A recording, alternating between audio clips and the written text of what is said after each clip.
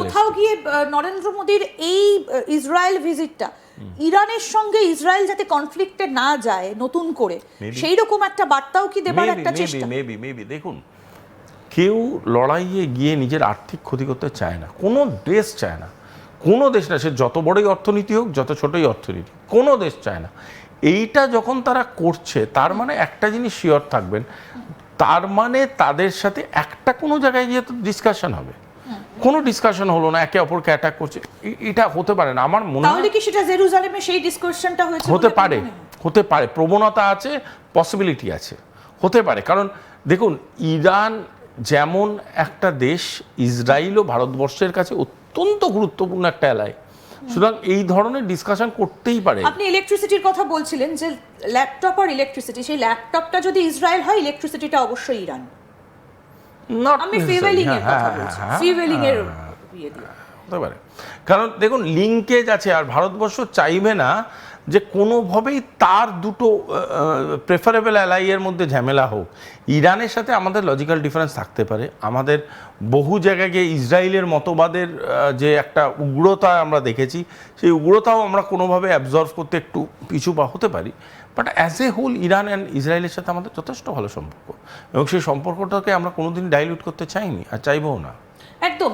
দুটো জিনিস ভীষণভাবে কাজ করছে। একটা হচ্ছে আমেরিকা ইরানের রিজিমটাকে চেঞ্জ করতে চাইছেন, কারণ দীর্ঘদিন ধরে এই মুহূর্তে দাঁড়িয়ে ইরানের যে যিনি রয়েছেন প্রেসিডেন্ট খামেনি, তার বিরুদ্ধে বিস্তর অভিযোগ যে তিনি কট্টরপন্থা চালু করে রেখেছেন। আবার অন্যদিকে যদি আমরা ইসরায়েলের দিকে তাকাই, তাহলে বেঞ্জামিন নেতানিয়াহু সব থেকে সফল প্রধানমন্ত্রী, কিন্তু তার বিরুদ্ধেও একাধিক অভিযোগ বারবার করে উঠে আসে। তো এই দুটো সাপেক্ষে কতটা ব্যালেন্স করছে ভারত? দেখুন, এক নম্বর। দু নম্বর হচ্ছে যে পাকিস্তান হোক বা যে কোনো দেশই হোক, ভারতের দিকে যদি তাক করে, ইসরায়েল তো সবার আগে গিয়ে পাশে দাঁড়ায়, আমরা অপারেশন সিন্দুরের সময়ও দাঁড়িয়েছি। এই পারস্পরিক সহযোগিতাটা কিসের উপর ডিপেন্ড করছে? মানে কি এমন সম্পর্ক যে ইসরায়েলে প্রধানমন্ত্রী নরেন্দ্র মোদী তো প্রথম প্রধানমন্ত্রী যিনি দুবার চলে গেলেন, একবার 17-তে একবার 26-এ। ভারত এবং ইসরায়েলের সম্পর্কটা শুধুমাত্র কিন্তু কূটনীতির আঙিনায় দেখলে হবে না।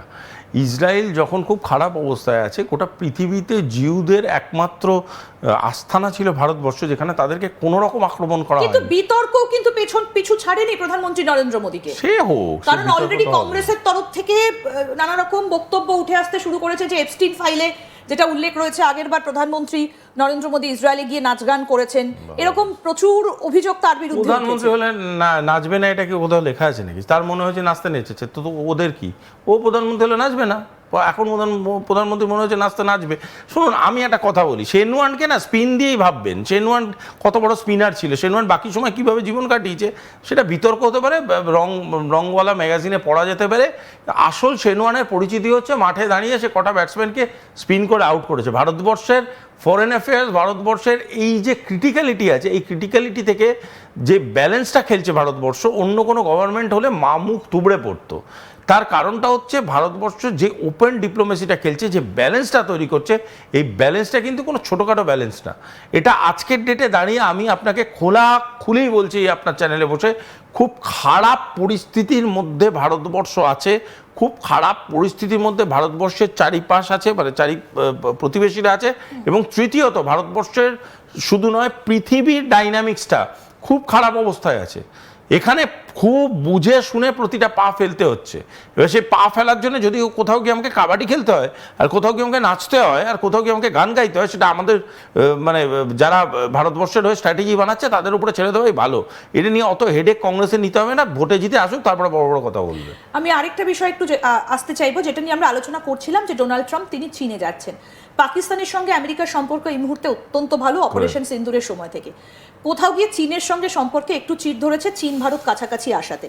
তাহলে কি কোথাও গিয়ে পাকিস্তানও এবার আমেরিকার শরণাপন্ন, চীনের সঙ্গে আবার সম্পর্কটা আগের জায়গায় নিয়ে যেতে পারবে না করতে, সেটা তা পারবে না। কারণটা হলো, আমেরিকা যাকে শরণাপন্ন নেয় সেটা বন্ধুত্ব বা অ্যালাইনমেন্ট এইসবের জন্য নয়, তার থেকে কামাবে বলেই নেয়। এবং পাকিস্তানকে যথেষ্ট রকম ইউটিলাইজ করছে আমেরিকা এবং ডিপ স্টেট।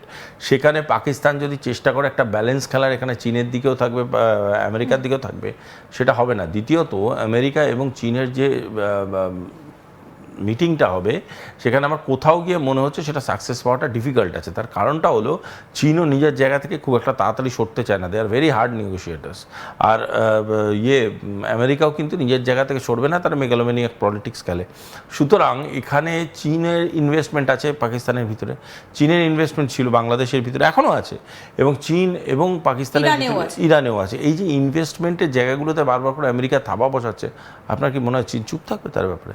চীন কিছু বলবে না? কোথাও একটা ইরানকে অ্যাটাক করতে যাওয়ার আগে জল মেপে নেওয়া বলে আপনি মনে করেন? বিরাট বিরাট রকম জল মেপে নেওয়া, যদিও জল মাপার খুব একটা পাত্র ডোনাল্ড ট্রাম্প নয়, কারণ উনি তো বারবার বোঝাবার চেষ্টা করেন নিজের প্রেজেন্সটা। কিন্তু আপনাকে আমি বলে দিই, যদি ইরান অ্যাটাকড হয়, কিছু লোকজন আছে যারা তো অলরেডি বলে দিয়েছে তাদের এয়ার স্পেস ব্যবহার করতে দেবে না, সৌদি টৌদির মতো লোকজন। কিন্তু কিছু লোকজন আছে যেরকম রাশিয়া এবং চায়না, কোথাও না কোথাও গিয়ে আমার ধারণা ইরানকে সাইলেন্টলি হলেও সাপোর্ট দেবে। দ্বিতীয় কথা হচ্ছে বহু রকমভাবে আমেরিকা কিন্তু ডিপ্লোম্যাটিক্যালি অ্যাটাক ফেস করবে ইরানকে আননেসারি অ্যাটাক করে। আমি বারবার বলছি একটা কথা, রাশিয়া এবং চীন, রাশিয়ান এবং চীন সাইলেন্টলি হলেও সাপোর্ট করবে ইরানকে, যদি না ফোর ফ্রন্টে গিয়ে সাপোর্ট করে। কিন্তু একটা কথা আপনাকে আমি ক্লিয়ারলি বলে দিচ্ছি, ইরান কিন্তু যে কোনো স্বাভাবিক আদার ইসলামিক কান্ট্রি, লিবিয়া, সিরিয়া, আপনি ইরাক, এদের সাথে যদি তুলনা করেন ইরানকে, that is not the case. Iran পুরোপুরি অন্য একটা দেশ, এবং ইরানের খেলা কিন্তু অনেক ডেঞ্জারাস। ঠিক। আমি যেটা নিয়ে আমরা আগেও আলোচনা করেছি সেটা হচ্ছে এই যে স্ট্রেট অফ হরমুজ প্রণালী যদি ইরান সত্যি সত্যি বন্ধ করে দেয়, তাহলে চায়নার কাছেও একটা বড় ধাক্কা হবে, কারণ সেখানে চায়না ইনভেস্ট করা চাবাহার পোর্টটা রয়েছে এবং একটা পাইপলাইন রয়েছে। ভারতের ইনভেস্টমেন্ট ছিল, কিন্তু এখন যেটা মনে করা হচ্ছে যে ভারত হয়তো সেইভাবে আর ইনভেস্টমেন্টের দিকে এখন আর নজর দিচ্ছে না, খানিকটা সরে এসেছে। কিন্তু যে পাইপলাইনটা রয়েছে পারস্য উপসাগর হয়ে, আরব সাগর হয়ে ভারতে তেল আসা, সেটাও তো বন্ধ হয়ে যাবে। দেখা যাক না, কিছু অল্টারনেট কিছু হতে পারে অন্য কোনো রুটে এটা চেঞ্জ হলো, হতে পারে আপনি ক্যাডবেরি থেকে চকলেট কিনলেন না, সেই ক্যাডবেরি আরও 2-3টে কোম্পানির থেকে চকলেট কিনতে শুরু করলেন। চকলেট খাওয়া নিয়ে তো কথা, নানানভাবে বাড়িতে এলেই তো হলো। সেরকম অনেক অল্টারনেট প্ল্যান ভারতের কাছে আছে, এবং কিন্তু হরমুজ প্রণালী কিন্তু ইরান বন্ধ করে দিতে পারে যদি বাড়াবাড়ি করে আমেরিকা। সেখানে একটা কথা কোথাও গিয়ে আমার মনে হচ্ছে যে ইরানের যে স্পেসিফিকেশনসগুলো বারবার করে ইরানকে দেওয়ার চেষ্টা করছে আমেরিকা, ইরান সব পয়েন্টে মেনে সই করতে চাইবে না। আর বারবার এই যে নিউক্লিয়ার সভারেনিটিতে ইন্টারভিন করছে, এই জিনিসটাও ইরান মেনে নেবে না, এবং এটা মেনে নেওয়াটা ডিফিকাল্ট। আর যদি মেনে নেয় তাহলেও তাদের প্র্যাকটিস অফিসিয়ালি বন্ধ করবে কিনা আই ডাউট। ঠিক। অনেকগুলো সন্ধি এই মুহূর্তে করার পথে, অনেকগুলো চুক্তি। একটা হচ্ছে ইউক্রেন রাশিয়া শান্তি বৈঠক, সেটা যেমন অনগোয়িং প্রসেসে রয়েছে। জেনেভাতে রয়েছে এই ইরান আমেরিকার একটা সন্ধি। আবার অন্যদিকে ইসরায়েলের সঙ্গে ফিলিস্তিনের যে একটা লড়াই চলছে দীর্ঘদিন ধরে, সেটাও একটা এই মুহূর্তে শান্তি বৈঠকের পর্যায়ে রয়েছে। এবং নরেন্দ্র মোদীকে তো অলরেডি ডোনাল্ড ট্রাম্প আমন্ত্রণ জানিয়েই রেখেছেন যে সেই শান্তি বৈঠকে যেন ভারত একটা পার্ট হয়।